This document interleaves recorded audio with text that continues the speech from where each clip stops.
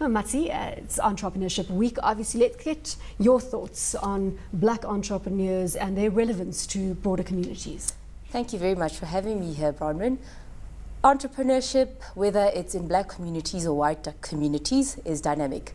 So obviously the dynamics that face black entrepreneurs are different. And for us as the South African Black Entrepreneurs Forum, it's very important to acknowledge what the factors are that contribute towards the successes and the failures. And the South African Black Entrepreneurs Forum, it is us to connect the dots, because we do feel that the country does have opportunities, but how do you connect the opportunities to the beneficiaries of those opportunities? That's what we stand to do. So do you believe that black entrepreneurs and white entrepreneurs are so different that you need a Black Entrepreneurs Forum that excludes white? What I believe is that there are different dynamics that face black South African entrepreneurs. There are different dynamics that face white South African entrepreneurs. But our structure... Let's delve into those. Yes. What are the differences? Well, I mean, with my experience working in rural areas and creating mentorship programs, working with universities and institutions of higher education, I've realized that there are different dynamics such as crime, infrastructure. I mean, if you go to a rural area, it's difficult to find transportation. So if you're supposed to access a market, how is that going to impact the successes of your business? So that's something very, very peculiar and something very different that faces black entrepreneurs. So we can't take away from the fact that there are different dynamics. Our structure, we wish they weren't, but they are. They are there. We have to acknowledge, and we have to work with what we have.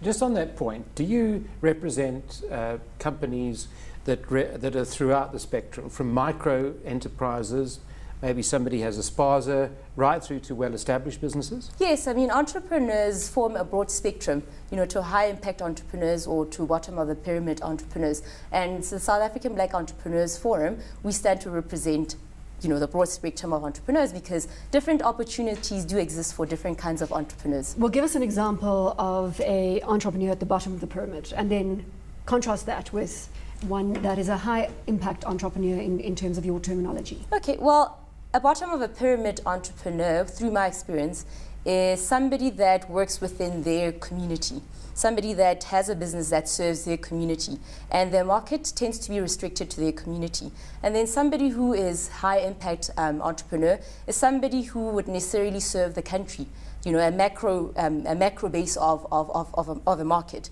So, I mean, the different kinds of markets that that different entrepreneurs are faced to, they're different and they're very dynamic.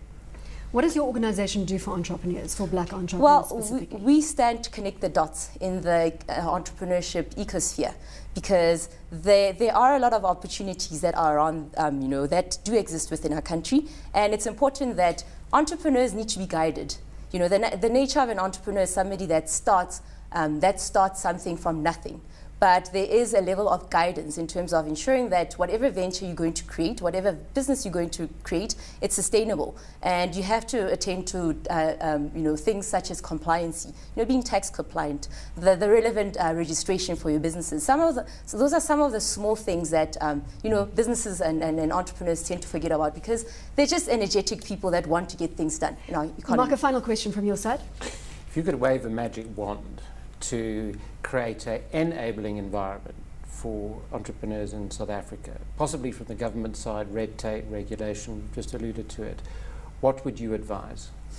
If I had a magic wand that would actually enable entrepreneurship and let it be something that grows in our country, I'd definitely make sure that there is a channel that advocates for entrepreneurs, a channel that constantly engages in dialogue, because we do have problems, we do have challenges, we do have successes, but there has to be constant dialogue about what is facing us. So I would create a platform that actually does allow that, that dialogue to continuously happen. And through those kind of dialogues, whether you engage with institutions of higher education, you'd be able to find something that will actually work towards empowering entrepreneurs.